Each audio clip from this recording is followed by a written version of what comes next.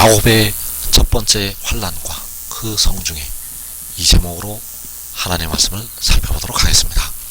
하나님께서는 예레미야 선지자를 통해서 야곱의 환난을 말씀을 하셨습니다.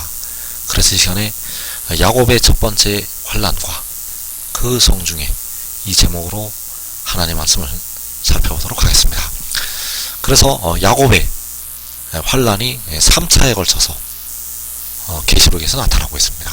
그래서 1차 환난은 요한계시록 6장에서 나타나고 있는데, 이 환난에서 이 땅의 4분의 1이 죽임을 당하게 됩니다. 그래서 이 환난에 예수 믿는 많은 백성들도 들어가게 되고, 그리고 육신의 이스라엘도 들어가게 되고, 이 마지막 때 돌이키심을 받을 육신의 이스라엘도 들어가게 되고, 우리 유다 지파가 될 한국 백성들도 들어가게 됩니다. 그래서 야곱의 1차 환난은 계시록 6장에서 일어나게 됩니다. 그리고 요한계시록 11장에서 2차 환난이 일어나게 되는데, 이때에 두 증인과 두 증인의 증언을 받아들였던 두 촛대가 그 짐승과 그 군대에게 죽임을 당하게 됩니다. 그래서 이 환난은 천사년만이 끝나는 날에, 천사년만이 끝나는 날에 이 환난이 일어나게 됩니다. 그래서 계시록 6장의 환난과 계시록 11장의 환난에서, 그 환난에서 연단을 받는 백성들은 14만 4천으로 들어가게 되겠습니다. 그래서 이 두 증인도 14만 4천에 포함이 되고, 두 증인의 증언을 받아들이는 자들도 14만 4천에 들어가게 됩니다. 그리고 계시록 6장에서 먼저 환난을 당하는 그 백성들은 계시록 7장에서 각 나라에서 나오는 셀 수 없는 큰 무리, 이들은 야곱의 1차 환난에서 고난을 겪는 백성들이 되겠고, 두 증인은 야곱의 2차 환난에서 잠시 목숨을 잃었다가 다시 살아나게 됩니다. 마지막으로 야곱의 3차 환난, 후 3년 반에 목배임을 당하는 영혼들이 있습니다. 그 목배임을 당하는 영혼들은 바로 야곱의 3차 환난에서 육신이 죽임을 당하게 됩니다. 그래서 계시록 13장에서 그 짐승이 성도들과 싸워 이긴다고 말씀을 하고 있는데, 그 성도들은 바로 야곱의 3차 환난에서 고난을 겪는 백성들이 되겠습니다. 그래서 이 마지막 때 택하신 자녀들에게 3차에 걸쳐서 환난이 임하게 되는데, 계시록 6장에서 1차 환난, 계시록 11장에서 천사년 만에 끝나는 날에 2차 환난, 그리고 후 3년 만에 짐승에게 목배임을 당하는 백성들, 자, 이 환난은 야곱의 3차 환난이 되겠습니다. 그래서 야곱의 3차 환난이 성경에서 나타나고 있는데, 구약의 이사야 선지자를 통해서 기록하신 말씀 가운데 이 마지막 일어날 환난이 예표로 기록이 되어 있습니다. 그래서 야곱의 1차 환난은 바로 아수르의 침공으로, 아수르의 침략으로 일어난 환난이 되겠습니다. 그래서 이 아수르의 침략은 마지막 때에 일어날 모든 이방의 침략을 보여주고 있다는 사실입니다. 그래서 이사야 36장 1절에서 히스기야 왕 14년에 아수르 왕 사네립이 올라와서 유다의 모든 견고한 성을 쳐서 취하니라. 자, 아수르가 올라와서 유다의 모든 견고한 성을 쳐서 취한다고 말씀을 하고 있습니다. 이것이 바로 마지막 때에 일어나게 될 야곱의 1차 환난을 예표로 보여주고 있다는 사실입니다. 아수르가 올라와서 유다의 모든 견고한 성을 쳐서 치게 되는데, 이것이 바로 계시록 6장에서 4분의 1이 죽임을 당하는 환난을 말씀을 하고 있고, 특별히 우리 한국 백성들이 당하게 될 환난을 말씀을 하는 것이 되겠습니다. 아수르가 올라와서 한국의 모든 견고한성을 쳐서 취하게 됩니다. 이 일은 계시록 6장에서 일어나게 됩니다. 그리고 2차 환란을 예표로 보여주고 있는데 이사 39장 6절에서 보라 날이 이르리니 내 집에 있는 모든 소유와 내 조상들이 오늘까지 쌓아둔 모든 것이 모두 바벨론으로 옮긴 바 되고 남을 것이 없으리라. 여호와의 말이니라. 자, 이 말씀은 전 3년만이 끝나는 날에 짐승이 올라와서 다 빼앗아 갈 것을 예표로 보여주신 것이 되겠습니다. 그래서 오늘까지 쌓아둔 모든 것이 모두 바벨론으로 옮긴 바가 될 것을 말씀을 하고 있고 남을 것이 없으리라고 말씀을 하고 있습니다. 그래서 전 3년만이 끝나는 날에 그들이 이 땅에 들어와서 두 증인을 사로잡아 가게 되고 모든 성전을 파괴를 시키고 거기 짐승의 우상을 세우게 됩니다. 그래서 이 환란은 마지막 때 일어날 바로 전 4년만이 끝나는 날에 짐승이 올라올 것을 예표로 보여준 것이 되겠습니다. 그래서 이것은 2차 환란, 그리고 계시록 13장 7절에서 후 3년 만에 성도들이 죽임을 당할 것을 말씀을 하고 있는데 이 환란은 이제 3차 환란. 그래서 계시록 13장 7절에서 또 권세를 받아 성도들과 싸워 이기게 되고 각 족속과 백성과 방언과 나라를 다스리는 권세를 받으니, 자, 짐승이 42날 동안 다스리던 권세를 받게 되는데 그때에 성도들과 싸워 이기게 된다고 말씀을 하고 있습니다. 그래서 이 성도들은 야곱의 3차 환란, 세 번째 환란에 들어가는 백성들이 되겠고, 이들은 예수 믿는 백성들 중에서 버림을 당하는 자들 중에서 마지막으로 구원받게 될 백성들이 되겠습니다. 예수 믿는 백성들 중에서 버림을 당하는 자들 중에서 구원받을 성도들, 자, 이들이 3차 환란, 야곱의 3차 환란에서 짐승과 그의 이름과 그 수를 이기게 되고 육신은 이때 죽임을 당하고 영혼을 얻어서 하늘로 올라오게 됩니다. 그래서 야곱의 1차 환란, 야곱의 첫 번째 환란을 이사 36장 1절과 2절에서 보여주고 있습니다. 그래서 야곱의 1차 환란에서 이 땅에서 4분의 1이 죽임을 당하게 됩니다. 이 땅에서 4분의 1이 죽임을 당하게 되는데 그 4분의 1이 죽임을 당하는 끝에 작은 성읍을 예고 싸게 됩니다. 계시록 6장에서 4분의 1이 죽임을 당하는 끝에 그 작은 성읍을 예고 싼다는 것, 그 예표로 이사 36장에서 보여주고 있는 이 말씀이 되겠습니다. 그래서 히스기야 왕 14년에 아수르 왕 사느립이 올라와서 유다의 모든 견고한 성을 쳐서 취하니라. 아수르 왕이 라기스에서부터 랍사게를 예루살렘으로 보내되 대군을 거느리고 히스기야 왕에게로 가게 하매, 자, 이 아수르가 유다의 모든 견고한 성을 쳐서 취한다고 말씀하고 있습니다. 그래서 유다의 모든 성읍이 이 아수르의 수중에 다 넘어가게 됩니다. 그런데 한 성읍이 남게 되는데 거기가 바로 예루살렘.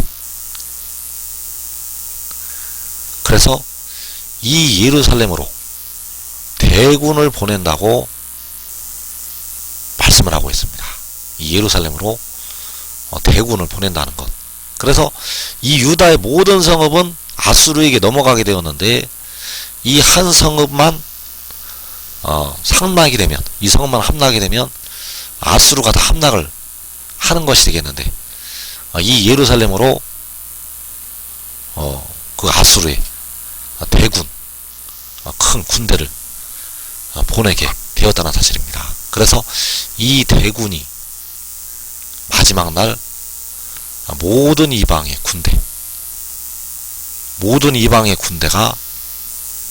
이제 예루살렘을 에워싸게 됩니다. 그래서 모든 이방의 군대가 4분의 1을 죽이고 한 성읍을 에워싸게 되는데, 이 성읍이 바로 해도는 나라의 작은 성읍. 그래서 이 해도는 나라는 전부 아수르가 함락을 시키게 됩니다.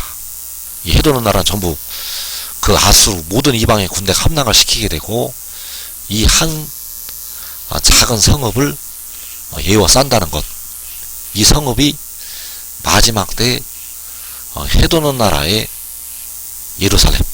그래서 그 예루살렘으로 대군을 보내게 되는데, 그 대군이 이 예루살렘을 에워싼다는 사실, 바로 4분의 1이 죽임을 당하는 환란의 끝에 그 예루살렘을 에워서 싸게 됩니다.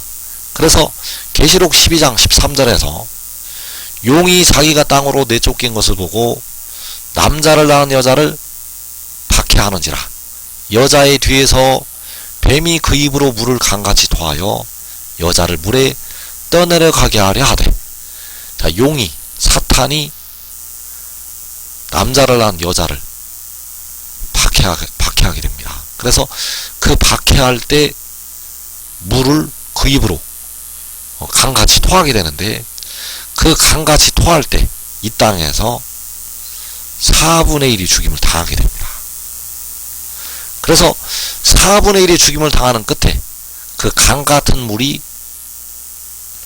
이 작은 성읍을 에워싸게 됩니다.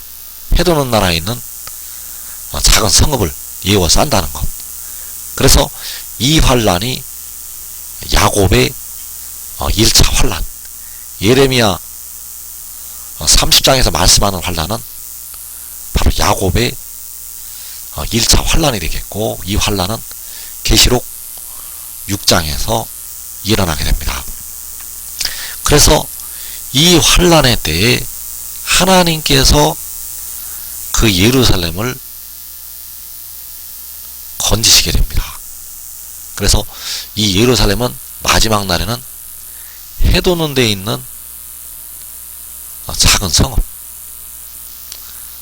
그 성읍을 하나님이 건지신다는 것. 그래서 이사 36장 15절에서 여호와께서 반드시 우리를 건지시리니 이 성이 아수르 왕의 손에 넘어가지 아니하리라.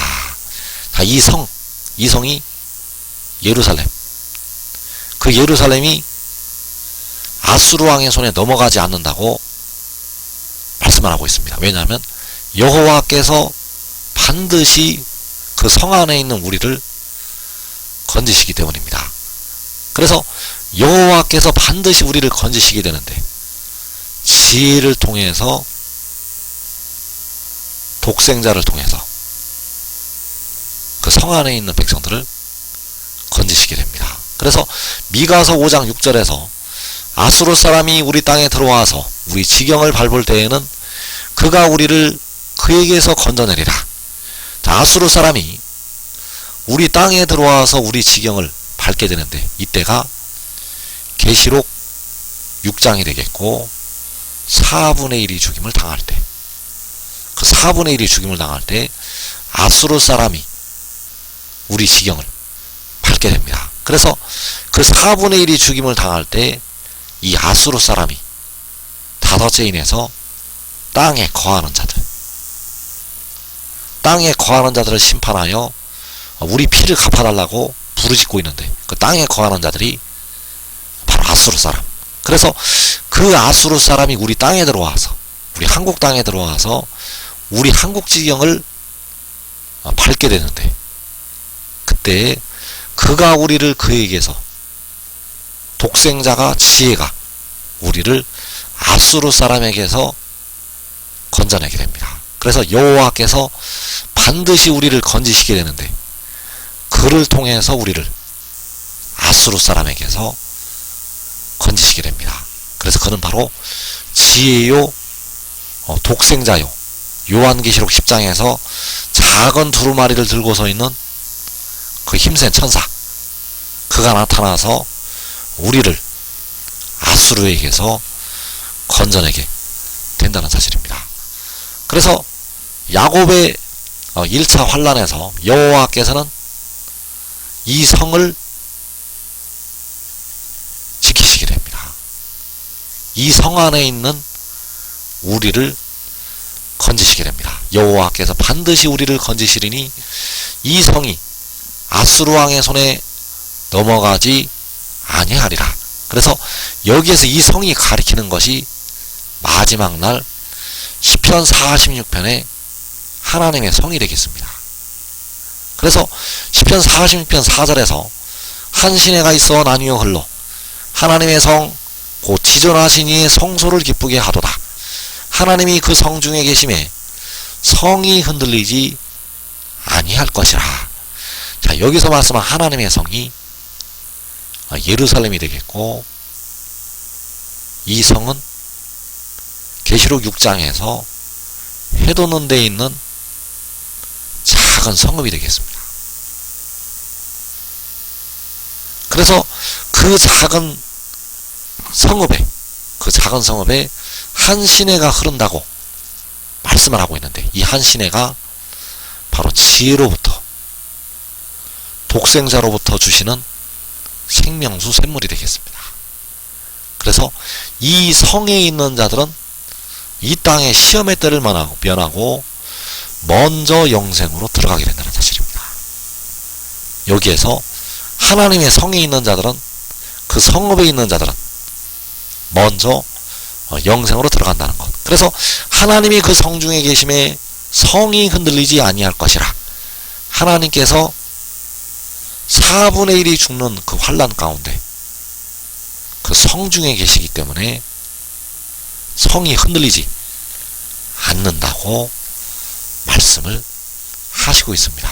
그래서 야곱의 1차 환난에서, 야곱의 1차 환난, 계시록 6장에서 4분의 1이 죽는 환난에서 하나님은 그 성 중에 계시게 되고 그 성은 흔들리지 아니한다고 말씀을 하고 있습니다. 그래서 이사 31장 4절에서 나 만군의 여호와가 강림하여 시온산과 그 언덕에서 싸울 것이라. 새가 날개치며 그 새끼를 보호함 같이 나 만군의 여호와가 예루살렘을 보호할 것이라. 자, 만군의 여호와께서 예루살렘을 보호하신다고 말씀하셨습니다. 그래서 그 보호하시는 예루살렘이 하나님이 계시는 그 성을 보호하시게 됩니다. 그래서 하늘의 일을 믿고 순종하는 자들은 그 성에서 야곱의 1차 환난을 면하게 되고 영생으로 먼저 들어가게 됩니다. 그래서 우리 한국 백성들은 대부분 야곱의 1차 환난에서 그 육신에 거하는 죄로 죽게 됩니다. 깨어 기도한 예수 믿는 백성들은 영혼을 얻어서 다섯째인에 나타나게 되고, 그러나 육신은 사망에 이른다는 것. 그러나 지금 하늘의 일을 믿고 순종하는 자들은 자기와 자기의 온 집이 이 환난을 면하고 먼저 영생으로 들어가게 되겠습니다.